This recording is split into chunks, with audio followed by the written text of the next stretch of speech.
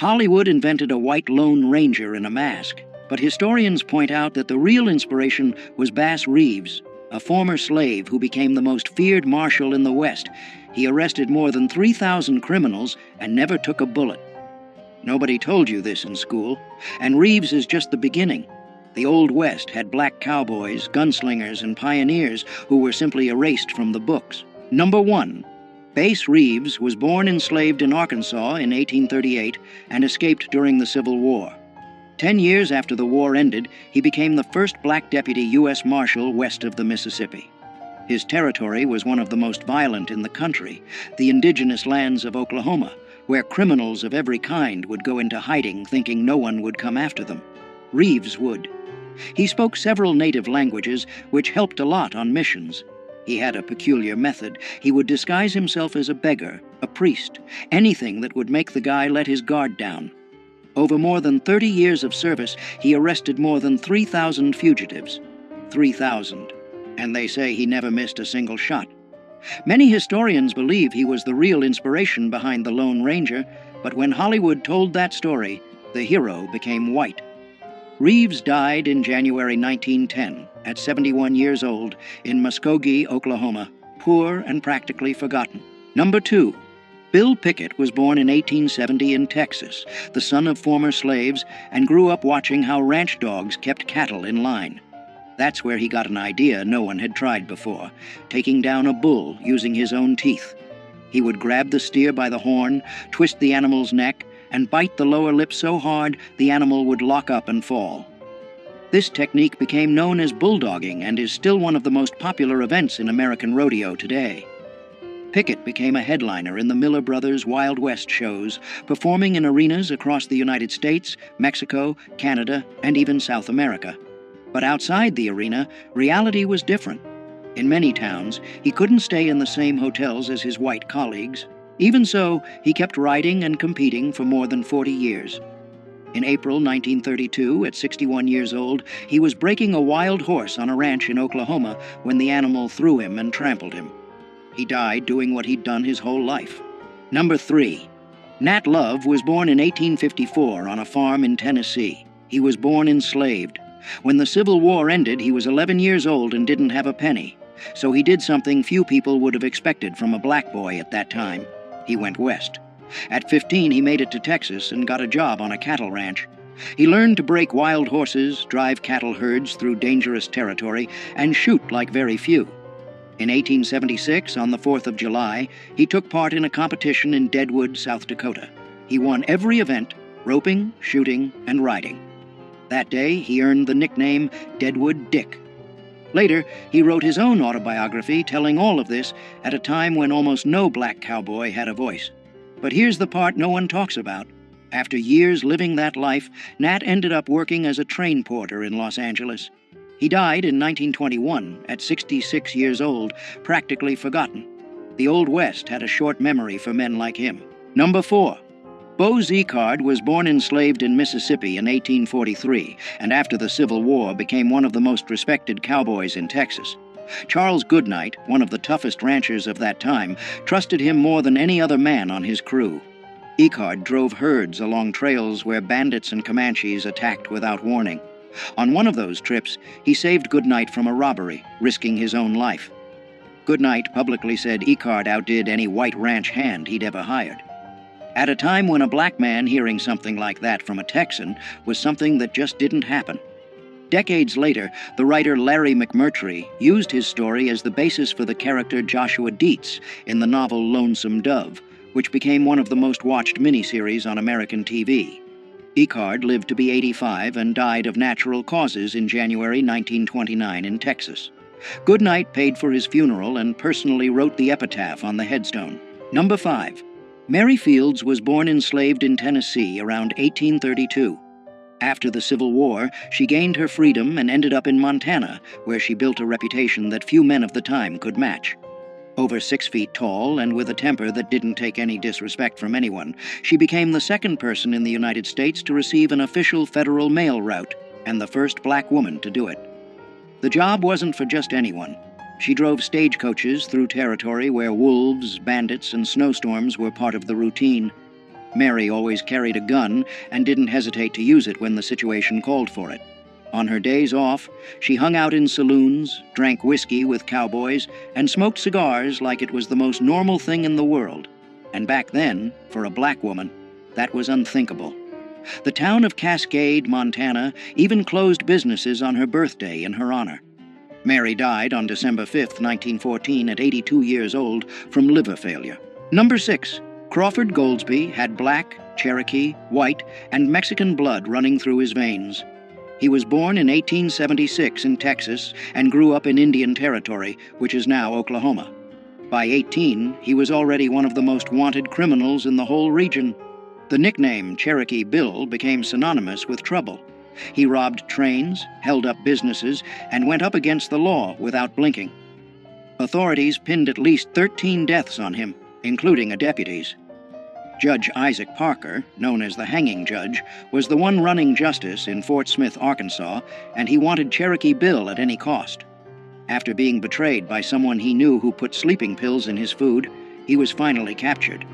Even in custody, he tried to escape and killed a guard in the attempt.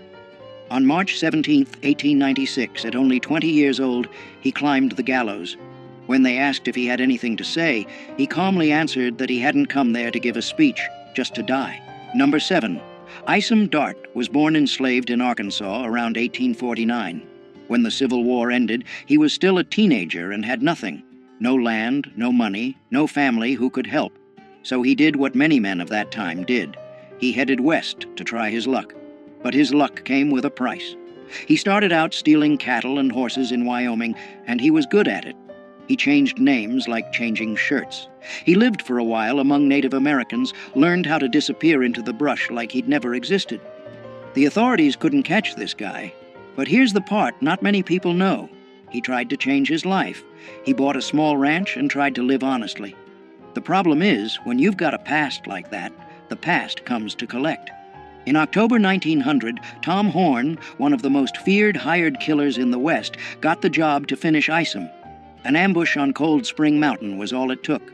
One clean shot, and Isom Dart went down at 51 years old. Number 8. This is George McJunkin. The guy was born enslaved in Texas in 1851 and never had access to any school. Even so, he taught himself to read and became one of the most respected cowboys in New Mexico.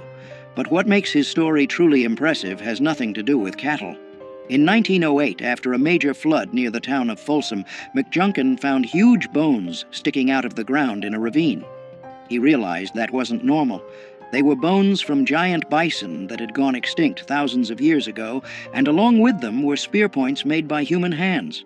The problem was, nobody took him seriously at the time. McJunkin spent years trying to get scientists to pay attention to that place. He died in 1922 without seeing any recognition for his discovery. Only after his death did researchers finally go to the site and confirm that humans had been living in the Americas for at least 10,000 years. That changed everything science believed up to that point. Numero 9. Jim Beckwourth was born enslaved in Virginia in 1798, but his life took a turn that few people would expect. While still young, he gained his freedom and went west to work as a trapper, hunting beaver pelts in the mountains. During his travels, he ended up being adopted by the Crow tribe, where he rose through the ranks until he became a war chief. That's right, a former enslaved man leading warriors in one of the most respected tribes of the Great Plains. Beckwourth also discovered a pass in the Sierra Nevada mountains that still bears his name today, a route that helped thousands of settlers reach California. He lived between two worlds his whole life, moving between white society and native people without fully belonging to either side. He died around 1866 at 68 years old, and what makes his death even more intriguing is the theory that the Crow themselves may have poisoned him during a ritual because they believed his spirit would bring lasting strength to the tribe. Number 10. York was born enslaved to the Clark family around 1770 and was taken on the expedition that crossed the American continent between 1804 and 1806. During the journey, something curious happened. Several indigenous tribes had never seen a black man before. Some tried to rub his skin, thinking it was paint or dirt. The Mandans were so fascinated that they treated him almost like a supernatural figure. York hunted, fought, and faced the same dangers as any other member of the group, but when the expedition ended, he returned to being enslaved. He asked William Clark for his freedom several times and was refused. Historians disagree about what happened next. Some accounts say Clark finally freed him years later, while others suggest he ran away. What is known is that York probably died around 1832, a victim of cholera, without ever receiving the recognition the other explorers got. Number 11. In 1856, a woman who had been someone else's property her whole life walked into a Los Angeles courtroom and did something few people had the courage to do back then. Bridget Biddy Mason sued her own owner for her freedom, and she won. But what came next is even more impressive. Born enslaved in Georgia in 1818, Biddy was forced to walk nearly 1,500 miles on foot to the American West, taking care of cattle and children along the way. After gaining her freedom, she worked as a midwife and started saving every penny. With that money, she bought land in downtown Los Angeles when the city was still small and dusty. Those properties went up in value in a way nobody expected. Biddy became one of the wealthiest women in the area and used that fortune to help people in need, founding churches, shelters, and donating to struggling families. She died in January 1891 at 72 years old, from enslaved to millionaire at a time when the laws were working against everything she stood for. Number 12. Clara Brown was born enslaved in Virginia around 1800 and spent more than 5 decades without freedom. When she was finally freed, she was already 56 years old. Most people at that age would think about resting, right? Not her. Clara headed straight to Colorado during the gold rush, working as a cook and laundress in miners' camps. The detail few people know is that she spent almost none of what she earned. Every penny was saved for a goal she never gave up on, finding her family, who had been sold and separated decades earlier. With the money she built up, Clara helped dozens of formerly enslaved people get settled in Colorado, paying for trips and offering housing. In Denver, she became known as the city's angel, and after years of searching, already in her 80s, she managed to reunite with her daughter, Eliza Jane. Clara died in October 1885 at 85 years old, proving that determination doesn't have an expiration date. Number 13. This is Kathy Williams, and her story is one of the most surprising of the post-Civil War era. Born enslaved in Missouri in 1844, she gained her freedom when Union troops occupied the area. But being free didn't mean having opportunities. With no money and no options, Kathy made a choice that few people would have had the courage to make. In 1866, she showed up at a recruiting station using the name William Cathay and enlisted in the 38th Infantry Regiment, the famous Buffalo Soldiers. For 2 years, she marched hundreds of miles across New Mexico under the blazing sun, slept in tents with other soldiers, and went through medical inspections without anyone discovering the truth. It was only when she became seriously ill that an Army doctor revealed that William Cathay was, in fact, a woman. She was discharged and spent the rest of her life in Colorado, working as a laundress and cook. She died around 1893, poor and almost forgotten. She is the only documented woman to have served in the Buffalo Soldiers. Number 14.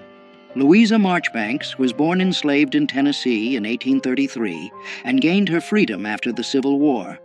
She headed west and ended up in Deadwood, South Dakota, right in the middle of the gold rush. There, she became known as Aunt Lou, the woman who fed hungry miners who showed up with nothing in their pockets. Her reputation in the kitchen grew so much that she ended up cooking meals even for presidents of the United States. What stands out in her story is how a woman who started life without even having rights over her own body managed to become one of the most respected figures in a violent town run by armed men. In Deadwood, where the law barely existed, it was her food that brought people together. Aunt Lou later moved to Wyoming, where she kept cooking and was loved by everyone around her. She died on March 17, 1911, at 78 years old, of natural causes, leaving a legacy that few cowboys of that time could match. Number 15. Jesse Stahl was the kind of cowboy who made the whole crowd drop their jaws. Back in the early 1900s, he ruled the rodeos of the American West like very few could. The problem was that because he was black, the judges simply refused to give him the scores he deserved. It didn't matter how much better he was than the other competitors. Winning almost never came. In one famous moment, Stahl decided to ride a wild bronc, sitting backward in the saddle, just to prove that even like that he was better than everyone there. The message was clear, and the crowd got it right away. Born around 1879, he spent decades traveling the rodeo circuit, taking on not just horses trying to throw him to the ground, but a whole system trying to erase him. He died in 1935, at 56 years old, without ever getting the recognition he deserved in his lifetime. Today, he's considered one of the greatest cowboys who ever lived. Number 16. Most people don't even realize that there were black doctors in the Old West, let alone a black woman practicing medicine at a time when many white people couldn't even get into college. Henrietta Stewart was born in Canada in 1858, at a time when being black already meant carrying the weight of the world on your shoulders, and being a woman made everything even harder. Even so, she achieved something very few people of her time did: a medical degree. Stewart moved to New Mexico, where she treated miners injured in the mines and also indigenous communities that had almost no access to any kind of medical care. Racism was constant, but she just didn't stop. She kept knocking on patients' doors, treating anyone who needed it, without asking about color or background. In a territory where life expectancy was short for anyone, Henrietta lived to be 93. Passing away in 1951 of natural causes, having survived just about everything the West threw at her. Number 17. Charlie Sampson was born in Los Angeles in 1957, far from the ranches out in the country. Even so, he decided to get into one of the most brutal sports out there: bull riding. In the 70s and 80s, the professional rodeo circuit was almost entirely white. Sampson not only got in, he dominated. In 1982, he won the PRCA world title in bull riding, becoming the first black man to win a world rodeo championship. The road there wasn't easy. On top of the prejudice he faced in arenas all over the country, his body paid a heavy price. Broken ribs, concussions, ruined knees. Bull riding is risky for anyone, but he kept coming back. What a lot of people don't know is that his win opened doors for other black cowboys who had been ignored by the history of the American West for more than a century. Number 18. Ben Hodges was born around 1856 in Kansas and grew up in a world where a black man had few chances to get ahead in the Old West. But he found a very different path. Hodges became one of the biggest con men in Dodge City, the same town that was home to names like Wyatt Earp and Bat Masterson. His specialty was pulling scams involving cattle and land. He even claimed to be the heir to a Spanish land grant to try to take over properties.